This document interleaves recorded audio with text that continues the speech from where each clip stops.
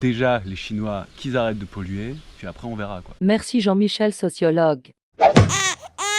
Ok, si on regarde le chiffre global, la Chine, c'est 28 fois plus d'émissions de CO2 que la France. Sauf que, ils sont beaucoup plus nombreux que nous, et donc ça sert à rien de regarder un chiffre global. Si on ramène au taux par personne, on dit qu'un Chinois émet en moyenne 6,7 tonnes de CO2 par an, alors qu'un Français émet 4,6 tonnes de CO2 par an. Déjà, ça fait un petit peu relativiser sur la comparaison entre les deux. Sauf que, c'est pas fini. On oublie de prendre en compte que la majorité des biens qu'on a en Europe sont fabriqués en Chine. C'est un petit peu comme si on était responsable de toute l'empreinte carbone qui était liée à la fabrication et à l'importation de ces objets, qu'ils n'auraient pas à le fabriquer si on ne l'achetait pas. Eh bien, Quand on parle de l'empreinte carbone d'un Français, on tient compte de toutes ces importations, et cette dernière avoisine plus les 11 tonnes de CO2 par an.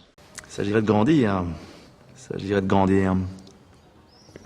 Donc on est moins nombreux, et de manière générale, on pollue moins, mais en fait, quand on ramène à la consommation par personne, on se rend compte qu'on pollue beaucoup plus. Tu shifts ?